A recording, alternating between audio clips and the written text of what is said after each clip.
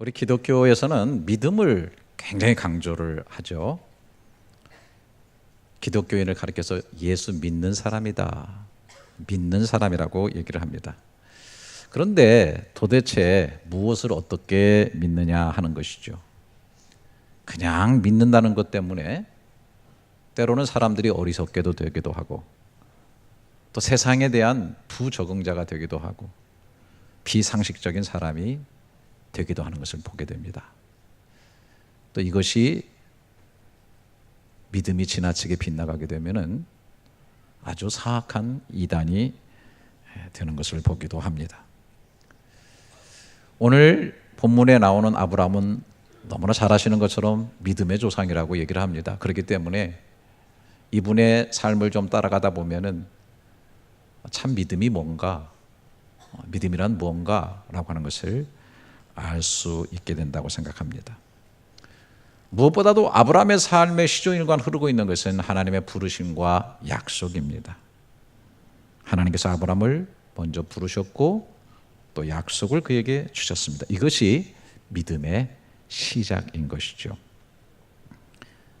창세기 12장 1절 2절 잘 아시는 말씀, 여호와께서 아브라함에게 이르시되 너는 너의 고향과 친척과 아비의 집을 떠나 내가 내게 보여줄 땅으로 가라. 내가 너로 큰 민족을 이루고 내게 복을 주어 내 이름을 창대하게 하리니 너는 복이 될지라. 큰 민족을 이루고 복의 원천이 될 것이다라고 약속을 해주십니다. 신념이라고 하는 것은 자신의 생각과 의지에 바탕을 두는 것이지만은 성경에서 말하는 믿음이라고 하는 것은 하나님과 하나님이 하시는 말씀, 그 약속에 기초를 두고 그것을 신뢰하는 것을 말하는 것입니다. 그런데 우리가 우리의 삶의 환경이나 여건, 또 세상이 흘러가는 것을 바라보게 되면은 그 보이지 않는 하나님이 주시는 약속이나 그 말씀이 너무 괴리감이 크고 또 전혀 받아들이기 어려운 그런 것들이 우리 속에 있는 것을 바라보게 됩니다. 아브라함 경우도 마찬가지죠. 큰 민족은커녕 자식 하나가 없는 그런 상황이었습니다. 그런데 하나님께서 아브라함에게 이 일방적으로 오셔가지고 내가 너로 큰 민족을 이루게 할 뿐 아니라 너의 후손을 축복하는 자는 축복을 받고 저주한 자는 저주를 받게 될 것이라고 말씀하고 있는 것입니다. 그러면서 상황은 점점 더 약속하는 곳과는 동떨어진 곳으로 달려가고 있습니다. 아브라함이 이 하나님의 말씀과 약속을 받은 것은 그의 나이 75세였는데요. 세월이 점점 흐르면서 몸은 늙어져 가고 있습니다. 부인 사라도 나이가 점점 많아져서 완전히 아이를 낳기 어렵게 되어가고 있죠. 여러분, 그냥 저절로 시간이 흐를수록 약속은 희미해질 수밖에 없고 그 언약은 무효화될 가능성이 굉장히 농후하게 되어지게 되는 것입니다. 그런데 반대적으로 그러한 상황 가운데 있는데도 하나님의 말씀은 자꾸 반복적으로 더 명확하고 더 확실하게 아브라함에게 전달되게 되는 것입니다. 13장으로 넘어가서 14절에 보면은 롯이 아브라함을 떠난 후에 여호와께서 아브라함에게 이르시되 너는 눈을 들어 너 있는 곳에서 북쪽과 남쪽 그리고 동쪽과 서쪽을 바라보라. 보이는 땅을 다 내가 너와 내 자손에게 주리니 영원히 이르리라. 내가 내 자손이 땅에 티끌 같게 하리니 사람이 땅에 티끌을 능히 셀 수 있을진데 내 자손도 세리라. 고향 떠나올 때 조카 롯밖에 없었어요. 서로 의존하면서 친척으로 고륙으로 같이 살아가고 있는데, 아니 하나님께서 복을 주셔서 그런지 양떼들이 많아지면서 롯의 그 목자와 아브라함의 목자가 서로 다투게 되는 거예요. 그 당시에는 뭐 샘이 이렇게 많지 않으니까요. 목초도 그렇게 많지 않고. 그래서 할 수 없이 갈라서게 됐어요. 그런데 조카 롯이 물이 넉넉하고 마치 하나님의 동산처럼 보이는 저 소돔과 고모라 쪽을 택해서 훌쩍 떠나버리고 말았어요. 가슴이 텅 빈 것 같고 얼마나 광야에 우뚝 혼자 서서 마음이 시렸겠어요. 바로 롯이 그 떠난 후에 하나님께서 얄궂게도 바로 그 상태에 오셔가지고 또다시 이 얘기하시는 거예요. 야, 롯은 저 넉넉한 소알과 저 소돔 고모라 쪽을 바라보며 떠났지만 너는 동서남북으로 다 바라봐라, 다 거닐어봐라, 다 너에게 주겠는데 그걸 주는 것이 문제가 아니라 너의 자손을 땅에 띠끌같이 많게 해주겠다. 하나님은 다시 아브라함에 와서 그의 가슴을 약속으로 꽉 붙잡고 계신 것을 바라보게 됩니다. 14장으로 넘어가면 그럼에도 불구하고 아직도 자식이 없는 아브라함은 세월이 갈수록 답답할 수밖에 없어요. 마음이 너무 힘든 거예요. 그래서 자신의 종인 엘리에셀을 통해 가지고 상속자로 삼고 대를 물려가야 되지 않느냐, 그렇게 하고 있을 때에 14장 또 5절 6절에 하나님이 이상한 일을 하시죠. 그를 이끌고 밖으로 나가 이르시되 하늘을 우러러 무뼈를 셀 수 있나 보라. 또 그에게 이르시되 내 자손이 이와 같으리라. 하나님이 여호와를 믿으니 여호와께서 이를 그의 의로 여기시고, 이제는 밖으로 아예 끌고 나가셔가지고 하늘에 총총 빛나는 별들을 그의 눈에 박아주시면서 너희 후손이 이와 같이 많게 될 것이다 라고 말씀하시는 거예요. 그러니까 말씀하실 때는 또 아브라함이 조금 믿음이 올라온 것 같아요. 그래서 그를 믿으니 하나님께서 그것도 믿음이라고 의로 여겨주시는 그런 모습을 발견하게 됩니다. 그런데 또 아브라함이 86세가 되니까 이제는 점점 다리 기우는 것처럼 체력도 기울어지고, 이제 사라의 태는 점점 더 말라가게 되는데, 그래서 여종 하갈을 들여가지고 이스마엘을 낳게 되는 겁니다. 하나님의 약속을 마음에 온전히 담기에 아브라함과 사라의 마음은 너무나 연약했고 인내하기에는 세월이 너무 길었다고 하는 사실입니다. 그런데도 하나님은 그거는 약속의 자녀가 아니다. 상황은 점점 더 열악해지고 상황은 점점 더 안 좋아지는데도 불구하고 하나님은 더 정확하게 더 계속해서 하나님은 약속을 하고 계신다라고 하는 것입니다. 17장에 넘어가시면은 1절에 아브라함이 99세 때에 드디어 99세가 됐어요. 여호와께서 아브라함에게 나타나서 그에게 이르시되 나는 전능한 하나님이라 너는 내 앞에서 행하여 완전하라. 내가 내 언약을 너와 너 사이에 두어 너를 크게 번성하게 하리라 하시니, 아브라함이 엎드렸더니 하나님이 또 그에게 말씀하시되 보라 내 언약이 너와 함께 있으니 너는 여러 민족의 아버지가 될지라. 이제 후로는 내 이름을 아브라함이라 하지 말고 아브라함이라 하리니 이는 내가 너를 여러 민족의 아버지가 되게. 하나님 뭐 하시는 거예요? 이름까지 바꿔요. 아브람, 그 아버지라는 뜻에서 아브라함 복수로 만들어서 여러 민족의 아빠다 이렇게 바꾸는 거예요. 그리고 나서 15절에 또 이렇게 말합니다. 하나님이 또 아브라함에게 이르시되 너 내 아내 사라의 이름도 사라라 하지 마 사라로 바꿔라. 민족의 어머니로 바꿔라.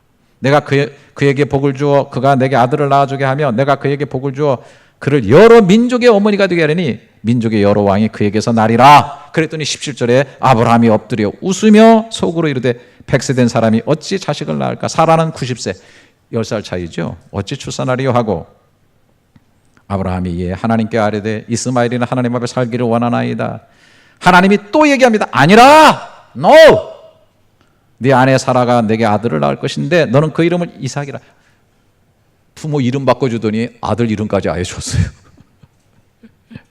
내가 너와 그와 내 언약을 세우리니 그의 후손에게 영원한 언약이 되리라. 이 본문에 보게 되면은 하나님께서 아브라함 이름 바꾸고 사라의 이름까지 바꿔가지고 사라라고 하니까 정말 너무 기가 차가지고서 아브라함이 웃죠. 여러분 웃으면 여러 가지 종류가 있는 거 아시죠? 네? 비웃음도 있고 쓴웃음도 있고 냉소적인 웃음도 있고 많이 있죠. 또 어떤 유머집에 보면 또 웃음이 되게 다양하더라고 사람마다. 여러분 요리사는 어떻게 웃는 줄 아세요? 쿡쿡쿡 하고 웃죠. 축구선수는 킥킥킥 하고 웃는 거예요. 뭘 차차차 웃나 이거.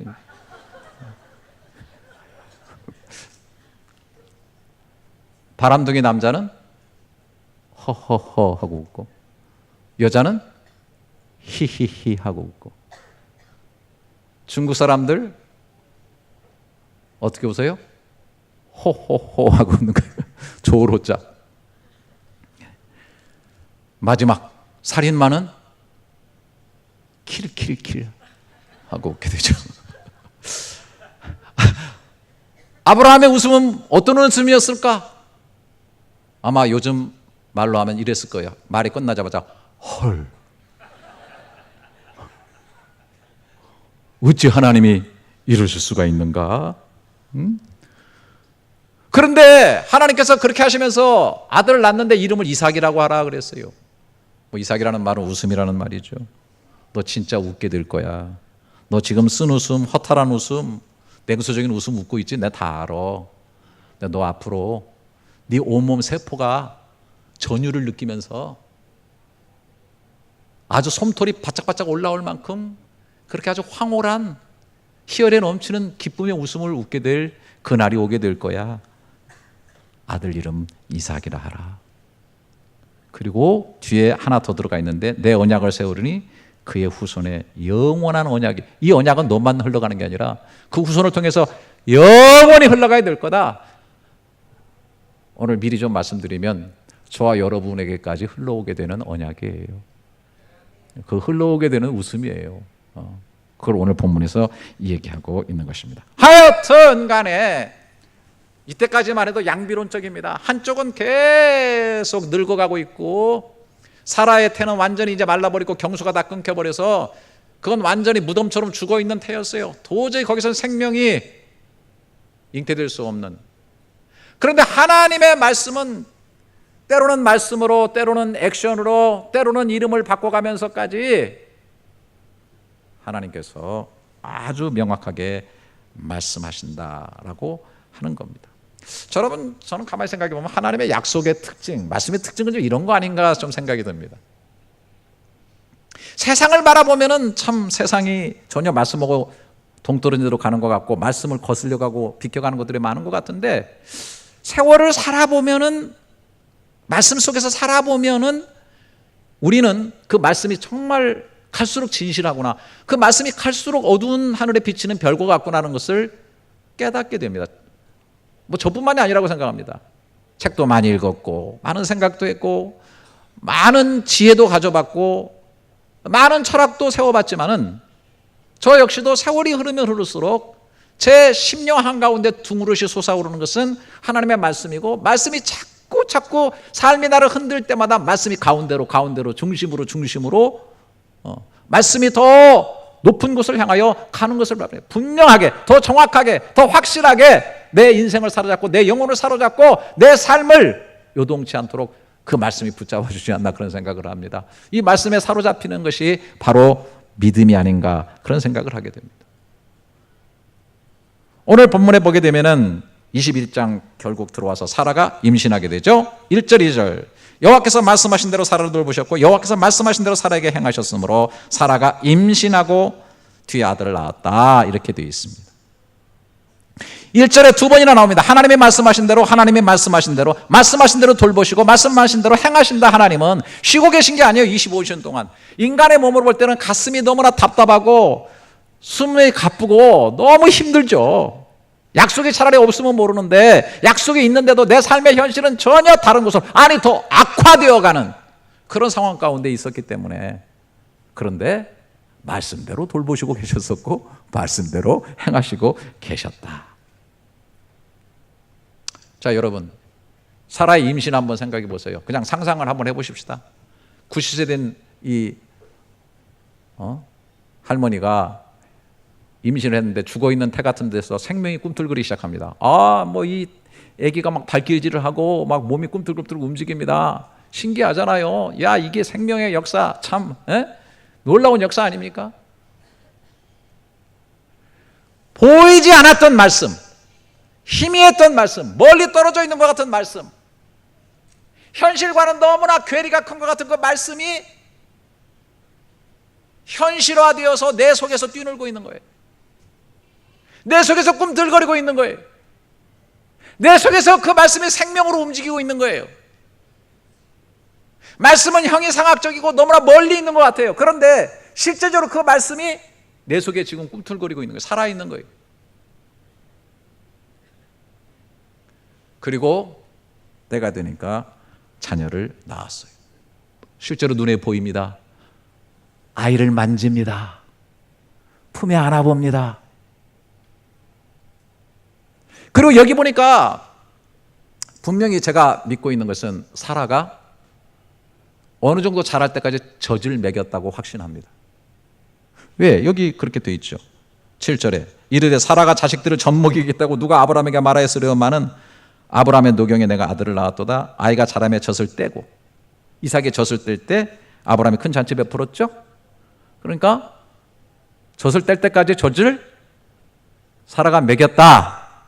사라가 사다 먹인 게 아니에요. 사라가 먹였다. 이렇게 얘기할 땐 좀 웃기도 하고 그래야 되는데 너무 썰써. 네. 젖을 물릴 때 이 아이가 젖을 빨 때 어떤 느낌이 들었을까요? 일반적인 엄마가 젖을 먹일 때도 뭐 감정이 있겠지만은, 야, 죽어버린 내 인생, 고무나무 같은 내 인생에서 하나님의 약속이 내 속에 들어오더니 나는 정말 때로는 웃기도 하고 때로는 작은 믿음을 가지고 내 인생을 갈치자로 걸으면서 참으로 고분분투하고 낙심도 절망도 많이 했는데, 그 말씀이 내재화되더니 살아 움직이더니 뿐만 아니라 그 말씀이 실제화되고 현실화되고 사실화된 이 사건을 절절히 자신의 젖을 주면서 가슴을 통해서 느끼고 있다고 하는 사실. 우리 예수 믿는 사람들은 이런 거를 경험하며 살아갑니다. 하나님의 말씀이 굉장히 추상적인 것 같고 현실을 비껴가는 거 멀리 있는 것 같은데, 그 말씀을 그러하면서 아멘으로 받아서 내 가슴 속에 내면화시키고 심화시킨 사람들, 묵상하면서 그 말씀이 내 속에 움직이게 한 사람들, 그리고 그 말씀으로 응답하고 믿음으로 산 사람들의 삶 가운데 어느 날 하나님이 약속하신 그 말씀이 현실화되고 실제화되고 내 삶 가운데 사실적으로 드러나게 되는 그런 일들을 우리는 얼마나 많이 경험하게 되는지. 사라는 뭐 환희에 찼을 거예요. 너무나 감격되었을 거예요. 여러분, 우리가 오늘 또 찬양했지만은 베드로가 믿음으로 그물 내려 깊은 곳에 가서 내가 말씀에 의지해서 그물을 내리리다. 그럴 때 그 그물을 끌어올렸을 때 그 손끝에서 느껴지는 그 감동은 얼마나 짜릿짜릿했을까요? 여러분, 낚시하면서 그 낚시의 맛이 뭐예요? 그 낚싯줄을 향해서 오는 그 살아있는 그 고기가 낚여있는 그 몸부림, 그것 때문에 희열이 넘쳐가지고 그 낚시질을 하잖아요. 근데 막 투망을 던졌는데 막 고기가 파닥파닥하고 뛰어들어오는 거예요. 참 감동이 없어, 사람들이. 여러분, 어부가 그러면 얼마나 기쁠까요? 이게 좀 실감이 안 돼서 그러면 이렇게 할까요? 내가 식당을 열어가지고 장사를 하는데, 아이고 낮에 고난하고 힘들어 죽겠는데 저녁에 가서 아이고, 금고를 열어보니까 100리기짜리가 수천 개가 팔딱팔딱 뛰고 있어요. 그럼 여러분 어때요? 이제 조금 감동이 오기 시작하네 이제. 나는 한 10,000리기 투자했는데 한 100,000리기 돼가지고 내 통장에 들어와가지고 내가 눈을 딱 열어서 그 통장을 보는 순간 그 빵빵빵빵이 눈에 팡팡팡팡 들어오죠.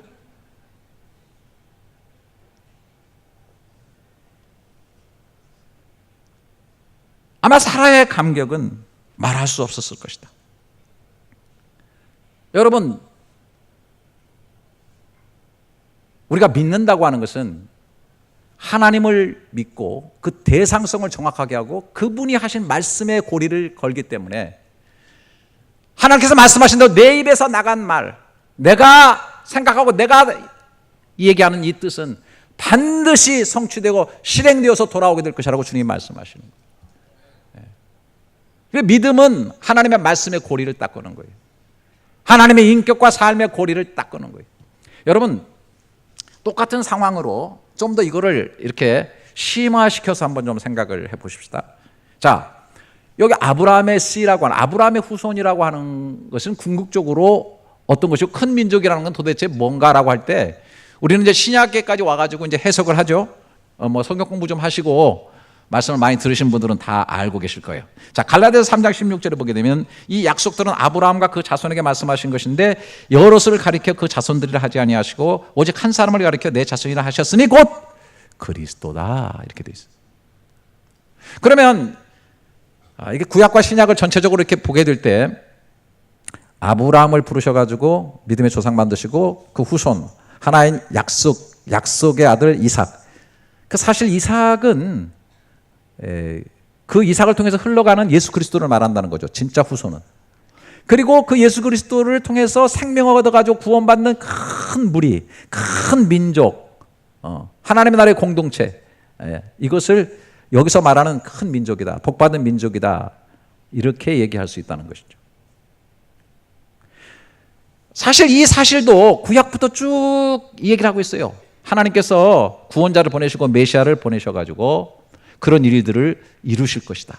여러분 잘 아시는 대로 이사야서 7장 14절에 이렇게 되어 있죠. 이게 출생에 관한 거죠. 그러므로 주께서 친히 징조를 너에게 주실 것이라. 보라, 처녀가 잉태하여 아들을 낳을 거다.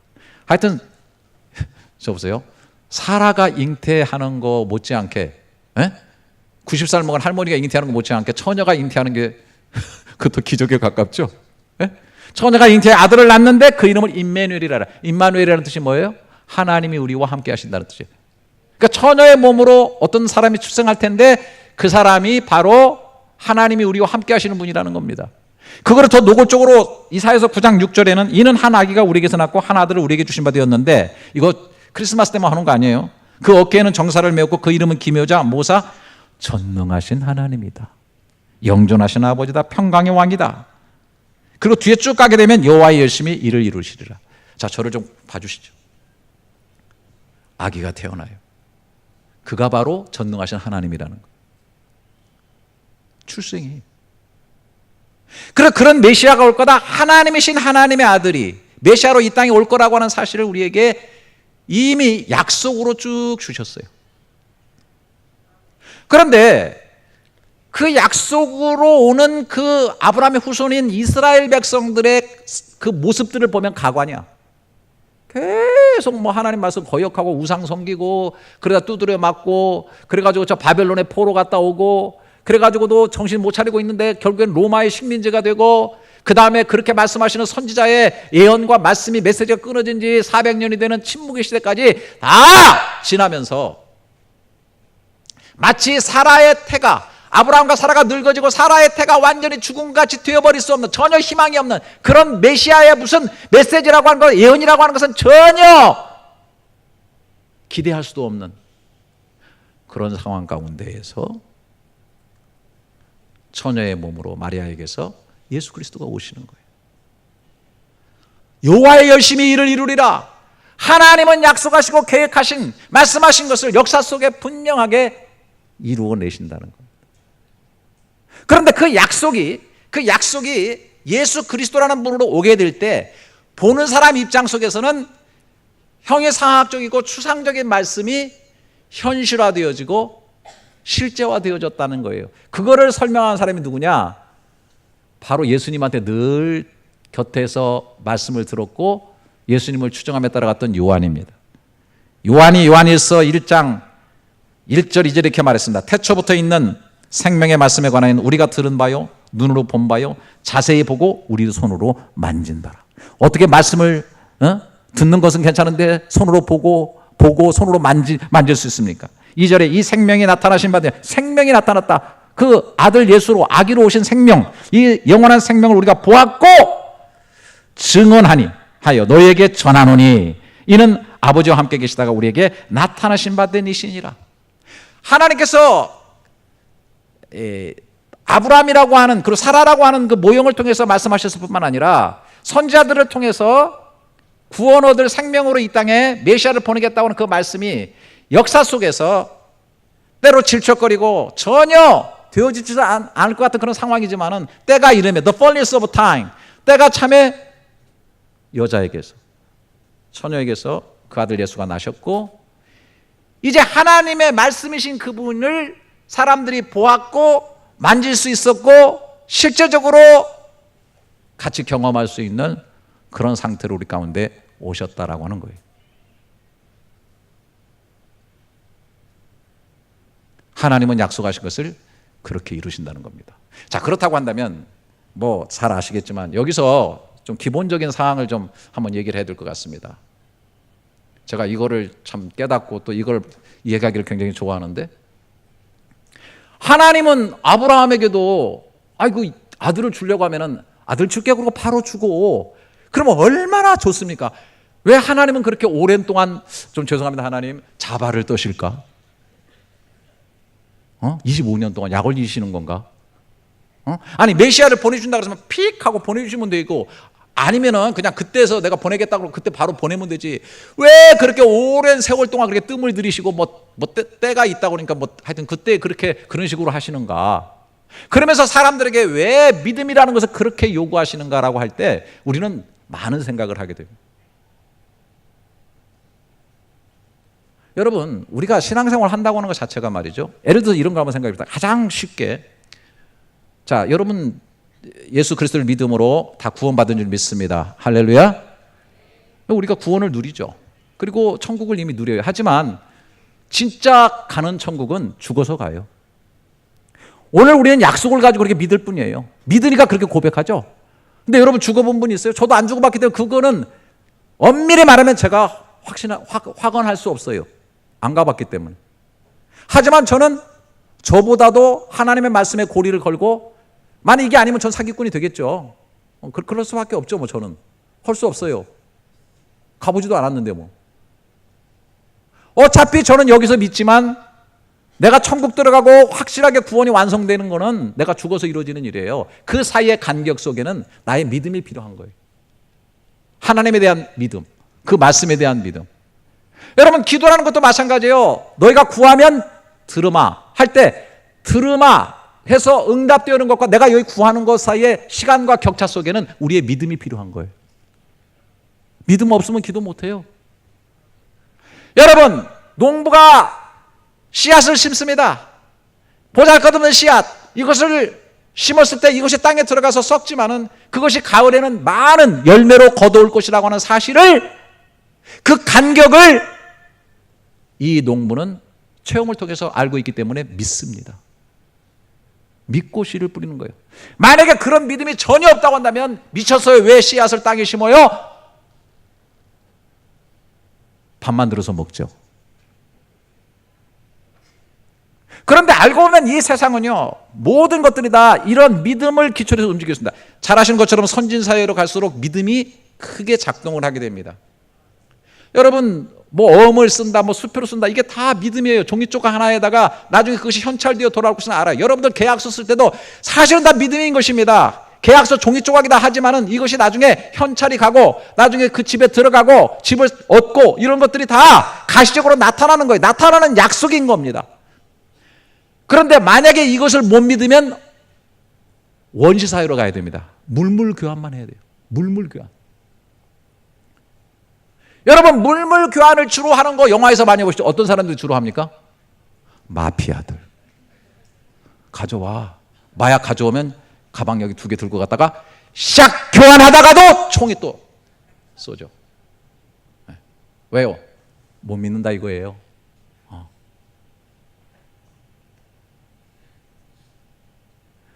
우리 사랑한다는 것에 가장 결정적으로 들어있는 게 믿음입니다. 날 믿고 따라와. 죄가 큰 소리 쳤어요. 내가 굶기진 않을게. 아내한테 날 따라와.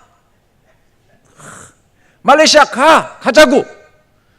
그러다가 큰 코 닥쳤지만은 그래도 지금 행복하대요. 믿어서 사랑하니까 믿은 거예요. 여러분, 부부간에 제일 비극적인 거는요, 믿음이 없는 겁니다. 제일 부부간에 무서운 건 의처증, 의부증, 이것처럼 무서운 건 없습니다. 못 믿으면 뭘 할 거예요? 물론 아까도 말씀드렸지만 믿음이라는 것이 잘못되게 되면 맹목적인 믿음이 되어서 정말로 아주 흉악한 일들이 이루어지게 됩니다. 하지만 그 대상성이 분명하고 그 대상성이 신뢰를 하고 그 사람이 정말 전능자이고 그분이 완전한 분이고 그분이 정말 믿을 만한 분이라고 한다면 우리는 믿음을 걸어야 되는 거예요. 신앙생활이라고 하는 것은 바로 그런 겁니다. 여러분, 우리가 가장 잘 알고 있는 성경 구절 잘 아시죠? 요한복음 1장 12절. 믿음이란 뭐죠? 영접하는 거죠. 예수님을 영접하는 거예요. 믿음은 받아들이는 거예요. accept하는 거예요. 영접하는 자, 곧 그 이름을 믿는 자. 그러면 어떻게 되죠? 하나님의 자녀가 되는 권세가 와요. 그 자녀가 되는 거예요. 자녀가 된다는 말은 뭐예요? 이는 혈통으로나 육적으로 나지 아니하고 하나님께로 난 자들이니라. 할렐루야. 속에서 출생이 이루어지는. 그래서 요한복음 3장에 거듭나야 되겠다. 리본, 리제너레이션, born again 이런 것들이 다 뭐예요? 근데 원문적에서 뭐 위에서 난다. 하나님께로부터 난다. 그러니까 다시 나는 거예요. 다시 나는 존재. 그러니까 생명이 안에서 나는 거예요. 여러분, 우리가 하나님을 생각할 때 아우 뭐 교훈적, 아우 뭐 추상적이고 너무 뭐 이렇게 언어적, 뭐 때로 어떤 사람들이 이렇게 이런 데 갇혀 있는 사람들이 굉장히 많아요. 무슨 교훈이나 생각하고 뭐 윤리나 생각하고. 예. 또 어떤 사람은 너무 감정적으로 생각해서 뭐 피난처 뭐 너무 뭐 이렇게 뭐 마음의 평안. 그런데 여러분, 사라가 실제적으로 가슴으로 90세 된 사라가 그 이삭을 젖을 물려서 젖을 주면서 생생하게 느끼는 것처럼 영접하는 자, 곧 그 이름을 믿는 자는 하나님의 자녀가 되는데 하나님께로 난 자라고 하는 하나님의 생명이 내 속에서 꿈틀거림을 느끼는 거예요. 저는 다른 건 몰라도 이거는 제가 부인할 수 없어요. 전 다른 건 몰라도, 다른 건 좀 희미할 수 있어도 이것만큼은 제가 확신해요. 제 스스로가 아니라 성령으로 말미암아 제 속에 예수 생명이 꿈틀거리고 내가 하나님의 자녀 되었다는 이 거듭난 생명이 내 속에 있다고 하는 사실을 나는 성령으로 알고 있어요. 목에 칼이 들어와도 저는 이거는 제가 부인할 수가 없어요. 믿음이라고 하는 것은 이렇게 생생하게 느껴지는, 특별히 믿음이라고 하는 것은 생명력과 깊은 관계가 있어요. 여러분, 여러분들 지금 뭐 4차 산업혁명의 시대고 뭐 인공지능 다 우주 총체가 붙어가도요 죽어있는 생명 하나 살리지 못합니다. 생명에 관한 것은 하나님에 속한 거예요. 특별히 영원한 생명을 우리에게 주시는 이 놀라운 것은 정말 사라의 죽은 태에서 이삭이 나온 것 같은 이상의 놀라운 하나님의 역사인 줄로 믿습니다. 그래서 이 사라의 태에서 나온 아들의 이름을 뭐라고 했느냐? 이삭이다 했다. 웃음이다 했다. 웃음. 이런 생명을 느끼고 이런 믿음의 역사를 경험하는 사람들 속에는 진정한 웃음, 행복한 웃음이 있다는 거예요. 자, 여기 보세요. 자, 5절 6절 제가 빨리 끝내겠습니다. 아브라함이 그의 아들 이삭이 그에게 태어날 때 100세라. 그 이삭이라는 이름이 나오죠. 6절 사라가 이르되 하나님이 나를 웃게 하시니 듣는 자가 다 나와 함께 웃으리로다. 예. 자, 원문을 좀 한번 띄워주면 좋겠는데요. 좀 죄송해요. 정말 죄송해요. 그냥 그림으로 한번 봐주세요. 동그라미 3개가 하는데요. 앞에 아이자크라고 되어 있어요. 이삭입니다. 밑에도 자호크라고 되어 있는데 그것도 사실은 그 변형된 똑같은 어근을 가진 단어예요. 그 다음에 맨 끝에 보면은 또 아이자크라고 되어 있어요. 그게 이삭이라는 말 자체예요. 그러면 5절에도 아브라함이 이삭을 낳았다, 이삭이다 했다, 이삭이다라고 하는 이삭이 똑같이 되어 있고 밑에 맨 마지막에도 이삭인데 이 이삭이라는 단어는 그 사라가 모든 하나님의 나로 하며 웃게 하시니 할 때 웃게 하시니 앞에 하고 모든 사람이 웃으리로다 할 때 그 웃으리로다가 아이자크예요. 똑같아요. 그림은 보실 줄 알죠? 똑같은 단어예요. 아까는 일부에는 누가 틀리다고 그래가지고 내가 방송 시간 다시 확인했어. 다시 열어봐. 열었더니 똑같은데? 자, 이제 지워버리셔도 돼요. 여러분, 하나님이 나로 웃게 하시니 듣는 자가 모두 다 웃으리라다. 웃는다는 이 말 자체가 이삭이에요. 그럼 하나님은 어떤 분이냐? 아브라함과 사라를 웃게 하신 하나님이야. 웃기시는 하나님이지 진짜. 웃기시는 하나님. 그런데 이것을 듣는 자가 나와 함께 웃으리라. 여러분 이해가 되시죠? 안 돼요? 안 웃으실 거예요? 아니, 지금 60세가 덜 된 제 아내가 갑자기 어느 날 애를 낳았어. 그래서 여러분 오고 있는 저 뒤에서 이거 해가 젖먹이고 앉았어. 그럼 여러분들이 지나가다가 웃을 거예요? 안 웃을 거예요? 우리 식구는 좀 비유가 안 되나? 좀 더 나이 드신 분 헐까 누구 90살 다 나와 함께 웃게 돼 있어. 근데 이 말은 좀 더 깊은 의미에서 무슨 뜻이냐면 이렇게 듣고 나처럼 믿고 이삭을 출산하는 인생을 살아가는 사람은 다 웃게 될 거다. 웃음이다. 그 인생이 웃음이다. 그런 뜻이에요. 나는 하나님께서 믿음의 조상 아브라함에게 믿음으로 그 약속의 말씀이 이루어지면서 웃음이라는 이삭을 줬다는 것에 대해서 나는 얼마나 기쁨이 넘치는지 몰라요. 하나님은 궁극적으로 하나님이 어떤 하나님이에요? 일하시는 하나님. 어떤 일 하세요? 웃게 하시는 하나님. 나로 미소 짓게 하시는 하나님, 감격하게 하시는 하나님, 나로 행복하게 하시는 하나님, 해맑은 미소를 짓게 하시는 하나님. 아멘 좀 제발 하세요. 나는 정말 그래서 난 정말 웃어요. 늘 웃어요. 나는 근거 없는 웃음이 아니에요. 웃으면 복이 와서 웃는 웃음이 아니에요. 복을 받았기 때문에 웃는 웃음이에요. 할렐루야. 약속이 있는 웃음이 되니까요. 근거가 있는 뼈대 있는 웃음이에요. 뿌리 있는 웃음이고요. 할렐루야. 정말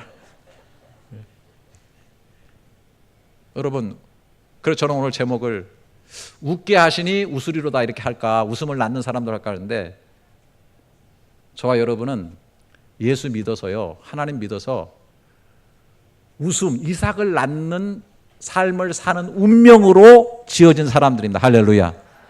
네.